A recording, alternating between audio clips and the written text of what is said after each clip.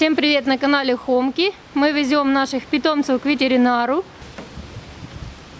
Мы взяли с собой кабачка и тыковку с детками. И еще взяли с собой Маху. Потому что когда она у нас потерялась, упала с окна и забилась во дворе под крышу, у нее оказывается какое-то пятно, вон его видно хорошо на шее.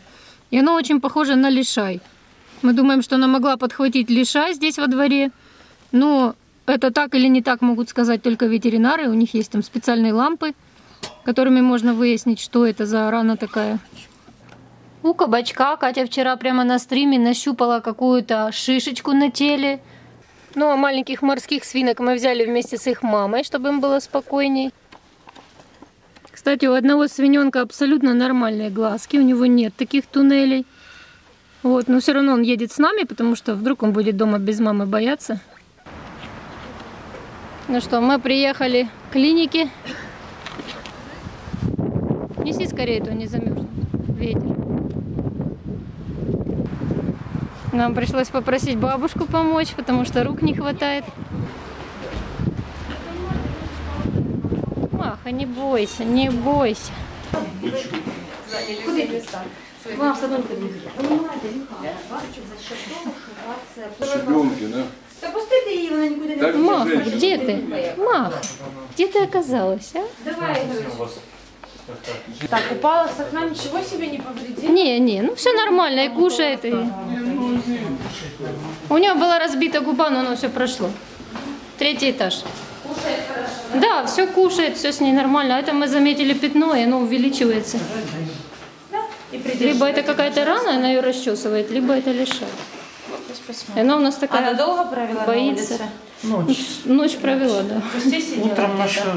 Да. Под крышей сидела, и блох, по-моему, тоже набралась, не знаю. Вот это?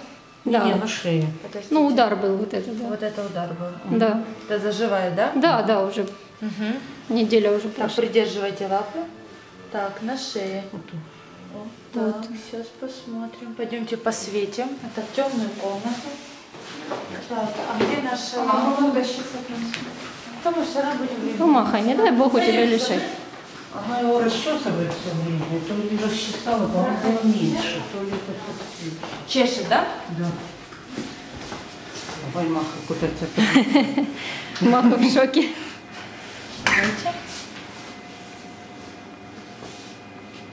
Специальная лампа, чтобы... Да, проверить. лампа Вуда называется. Мгм. А как она светит? Ультрафиолетовая. Она светит зеленым свечением таким Ага. ярким. Но тут нету ничего такого. Тут рана, Рана. экзема, которую нужно поспособствовать, чтобы она зажила. Экземы тяжело заживают. Чем-то мазать, Особенно мокнущая. Она у вас мокнущая была. Мгм. И она еще пытается ее еще и раздереть. Да, она ее чешет. Там стягивает кожа, и вот эту корки, которые образовываются, их нужно убирать. Мгм. Хлоргексидинчиком, я вам покажу сейчас, как это делать. Хлоргексидином вы будете убирать и смазывать поверхность. Потому что корки эти тянут, и под этими корками не образовывается вот такая соединительная ткань, как у нас. Когда у нас корка образовывается, под ней соединительная ткань, она отпадает, корка, в принципе, и все. И там новая кожа, можно так скажем. Так, Маха тихо. умница. Все так спокойно себя ведет. Прям на Маху не похоже. Вот так вот будете отмачивать. Это хлоргексидин 0,05%. Как она так ободрала? Это ж явно не от того, что упала, а где-то под крышей уже, наверное. Да, зацепила хорошо. Наверное, от страха бежала. Тихо, тихо, тихо, тихо, тихо. У вас дома есть чимиспрей? О, есть, но он такой старый, что, наверное, уже надо новый покупать. Так. Наверное, года 4 назад он. Вот, Сколько это просто он годный? год, ну, по сроку годности. Все они где-то приблизительно 3 года. А, ну, значит, надо новый. Все, Маха, все. Все, Препарат с антибиотиком, вот, хлортетрациклином. И вам туда больше ничем, в принципе, лезть не надо. Угу. Только когда будет образовываться корка, вы ее так немножко смачиваете. Угу. Вот. Сейчас Маха, не она, кусайся. то она сейчас же все будет в этом. А у вас продается тут? Да, хлоргексидин, то есть... Не, вот это, да. Да, чимиспрей продается.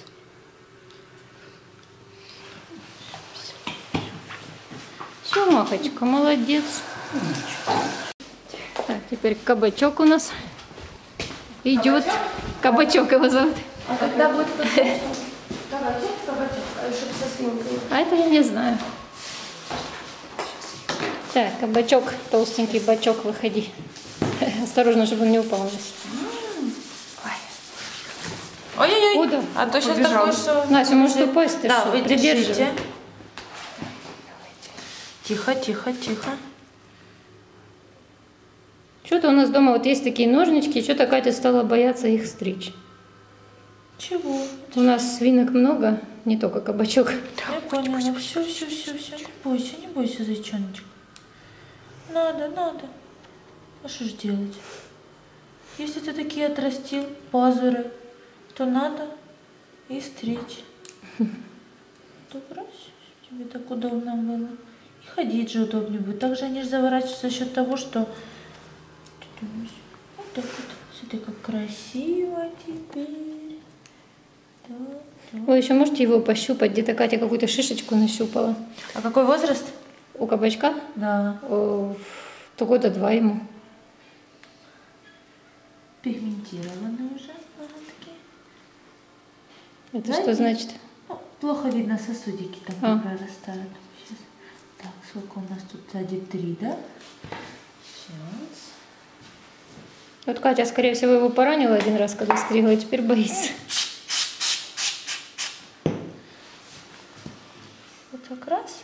То есть любые вот эти чими-спрей, он до такой степени универсальный, что вы любые раны можете им обрабатывать, любому животному, себе. Это, знаете, такой для аптечки даже препарат.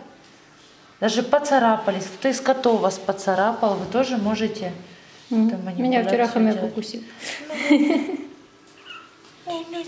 Все. Сейчас травмируется.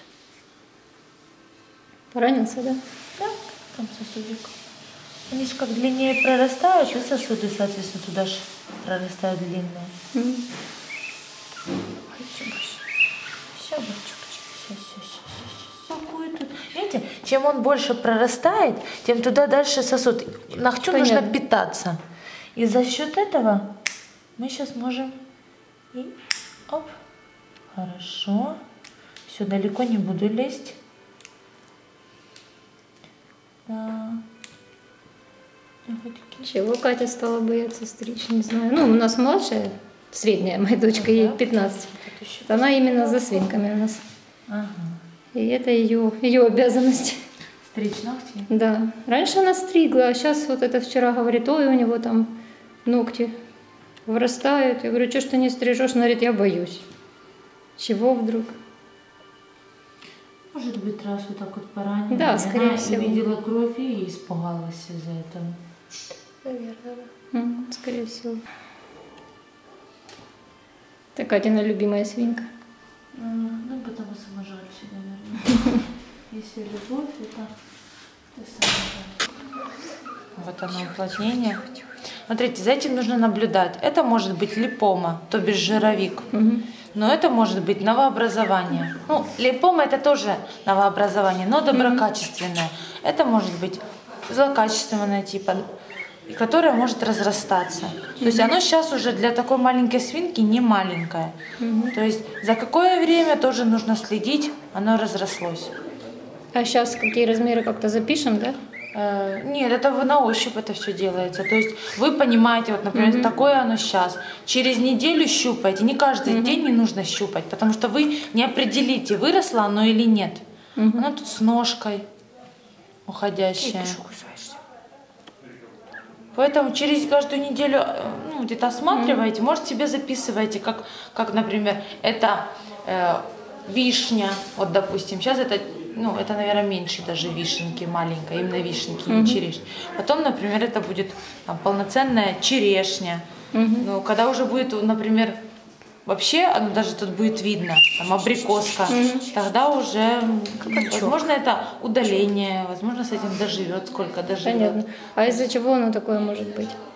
Такое новообразование, это не из-за чего. Неизвестно. Это может быть травма, генетика, Понятно. Ну, новообразования они всегда... Маш, у него лапа еще кровится. Да, я же знаю. Да стой, его же поможет. А, да?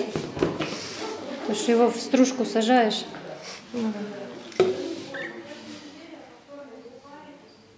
Что ж так долго кровь останавливается? Ну, набери адреналин. Сейчас.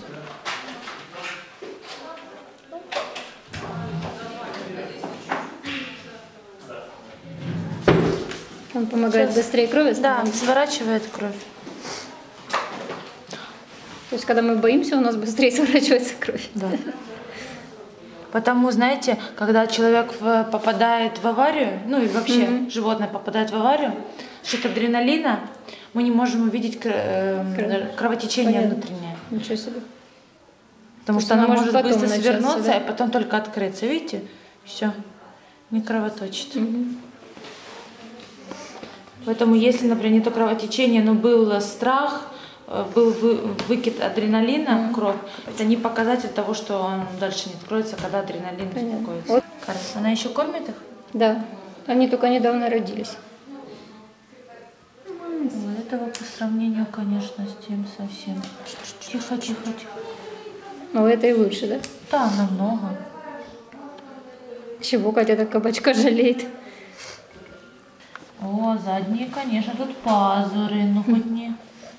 Все, куда мама делась, да? Та девушка, которая принимала в ветэксперте, она классный специалист по животным, но она не по свинкам специалист. Она сказала, что нам надо ждать мужчину, тем более он офтальмолог, и именно по глазам он очень хорошо разбирается. Но все же она глянула им глазки, посветила туда лампой. Ага, вот эта полосочка, да, беленькая? Там оно как зрачок, прям внутрь уходит. Вон, Да. белый зрачок, Да, кружочек. вижу, вижу. Кружочек. Возможно, им не видит этим глазом. И у второго покажи тоже. Где наш фонарик? Сейчас, да. Вот у этого на обоих. У этого два глаза такие, да. Да. Этот же, да? Да. И тогда получается, если он двумя глазами не видит, он должен быть вообще слепой, вот этот. Ладно, тот одним глазом. Типа уже вжался. Реакцию на свет проверять будем, да? Да.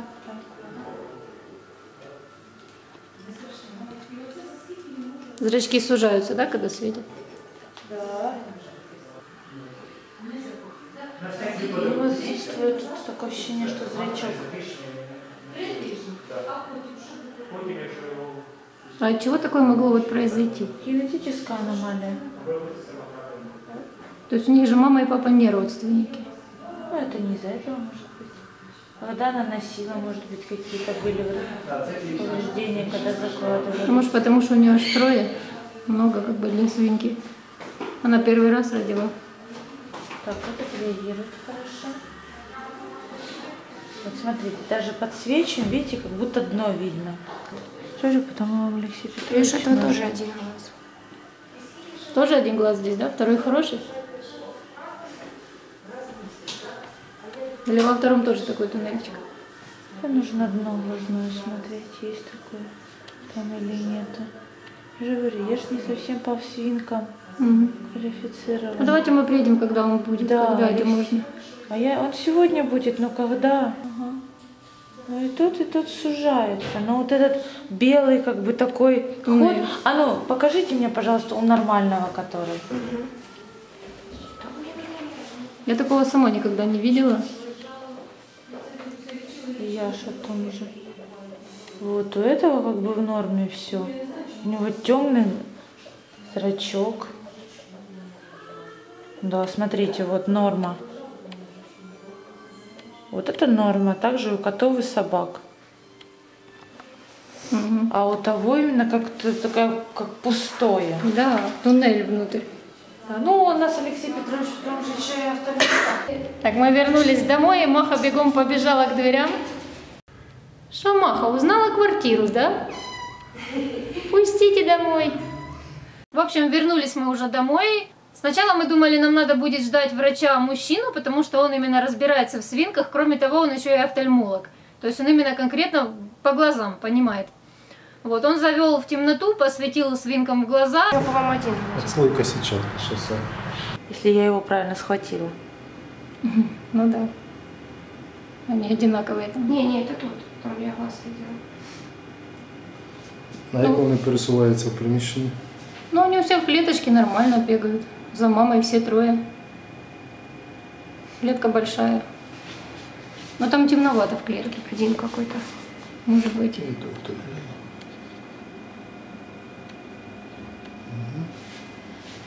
Ну, скоріш за все, це відчарування сетчатки буває народження. Это врожденное, да? Да, хорошо. И он сразу же сказал, что это отслойка сетчатки. То есть этими глазами они практически не видят. Там немножко, говорит, идет реакция у зрачка и все. То есть еле-еле видит один свиненок у нас, потому что у него 2 глаза такие рыженькие. Еле-еле видит, это у него самая плохая ситуация. И который у нас беленький, у него только на одном глазу это. То есть 2-м глазом он видит хорошо. И 3-й свиненок наш, он полностью здоров. И это врожденное. Да. Аномалии эти врожденные, то есть их не вылечишь, ничего с этим не сделаешь. Но он сказал, свинкам это жить не мешает, потому что если у них ухудшается зрение, то у них улучшается нюх, обостряется. То есть они будут находить еду по нюху, маму свою находить по нюху, носиком нюхать и находить. То есть как бы для них самих это не опасно, но таких свинок уже, конечно же, нельзя дальше размножать.